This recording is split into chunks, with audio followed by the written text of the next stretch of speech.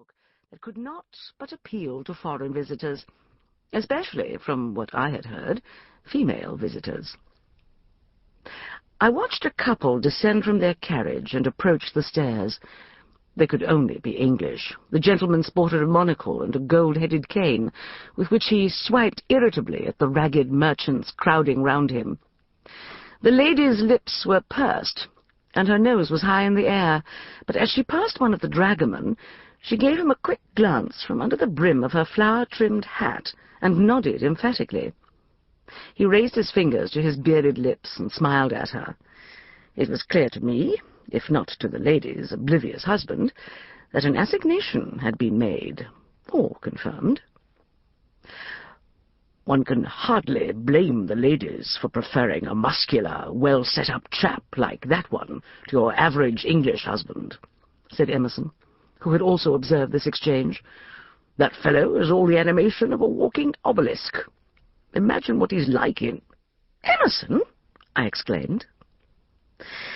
Emerson gave me a broad, unrepentant grin, and a look that reminded me, if any reminder had been required, that he is not an average English husband in that or in any other way. Emerson excels in his chosen profession of Egyptology, as in his role of devoted spouse. To my fond eyes, he looked exactly as he had looked on that long-past day when I encountered him in a tomb at Amarna. Thick dark hair, blazing blue eyes, a frame as muscular and imposing as that of the dragoman, except for the beard he had eschewed at my request. Its removal had revealed Emerson's strong chin and the dimple or cleft in that chin, a feature that gives his handsome countenance additional distinction. His smile and his intense azure gaze softened me as they always do. But the subject was not one I wished him to pursue in the presence of our adopted daughter, even if I had introduced it myself. "She has good taste, Aunt Amelia," Nefret said. "He is the best-looking of the lot, don't you think?" When I looked at her, I found myself in some sympathy with the horrid Muslim custom of swathing females from head to toe in black veils. She was a remarkably beautiful girl, with red gold hair and eyes the colour of forget-me-nots.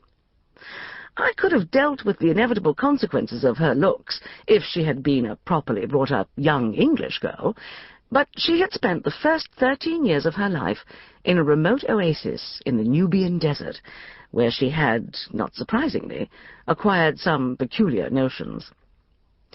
We had rescued her and restored her to her inheritance, and she was dear to us as any daughter. I would not have objected to her peculiar notions quite so much if she hadn't expressed them so publicly. "Yes," she went on musingly, "one can understand the appeal of those fellows, so dashing and romantic in their robes and turbans, especially to proper, well-behaved ladies who've led proper, boring lives." Emerson seldom listens to anything unconnected with Egyptology, his profession and his major passion. However, certain experiences of the past few years had taught him he had better take notice of what Nefret said. "Romantic be damned," he grunted, taking the pipe from his mouth. "They're only interested in the money and other favours given them by those fool females. You have better sense than to be interested in such people, Nefret. I trust you have not found your life proper and boring." "With you and Aunt Amelia?" She laughed, throwing up her arms and lifting her face to the sun in a burst of exuberance. "It's been wonderful, excavating in Egypt every winter, learning new things, always in the company of those dearest to me, you and Aunt Amelia, Ramses and David, and the cat Bastet, and— Where the devil is he?" Emerson took out his watch and examined it, scowling. "He ought to have been here 2 hours ago." He was referring not to the cat Bastet, but to our son, Ramses, whom we hadn't seen for 6 months. At the end of the previous year's excavation season, I had finally yielded to the entreaties of our friend, Sheikh Mohammed. "Let him come to me," the innocent old man had insisted. "I will teach him to ride and shoot and become a leader of men." The agenda struck me as somewhat unusual, and in the case of Ramses, alarming.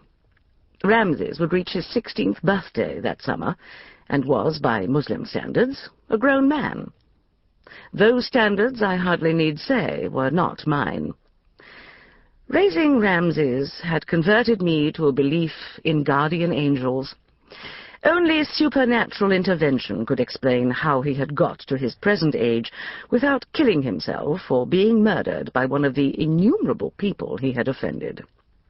In my opinion, what he required was to be civilized, not encouraged to develop uncivilized skills at which he was already only too adept. As for the idea of Ramses leading others to follow in his footsteps, my mind reeled. However, my objections were overruled by Ramses and his father. My only consolation was that Ramses' friend David was to accompany him. I hoped that this Egyptian lad, who had been virtually adopted by Emerson's younger brother and his wife, would be able to prevent Ramses from killing himself or wrecking the camp.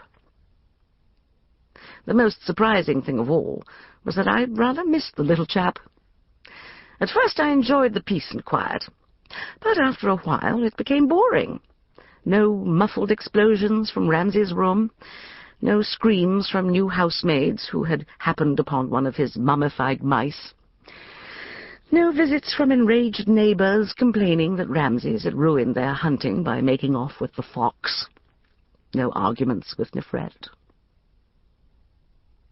Two men pushed through the crowd and approached the terrace. They were both tall and broad-shouldered, but there the resemblance ended. One was a nice-looking young gentleman wearing a well-cut tweed suit and carrying a walking stick. He'd obviously been in Egypt for some time, since his face was tanned to a handsome walnut brown. His companions wore robes of snowy white and a Bedouin headdress that shadowed features of typical Arab form, heavy dark brows, a prominent hawk-like nose, and thin lips framed by a rakish black moustache. One of the giant guards stepped forward as if to question them. A gesture from the Arab made him step back, staring, and the two men proceeded to mount the stairs. "Well," I exclaimed, "I don't know what Shepherd's is coming to. They ought not let the dragoman—" But my sentence was never completed. With a scream of delight, Nefret jumped up from her chair and ran, her hat flying from her head, to throw herself at the Bedouin. For a few moments, the only visible part of her was her red-gold head, as his flowing sleeves wrapped round her slim body. Emerson, close on Nefret's heels, pulled her away from the Bedouin and began vigorously wringing the latter's hand.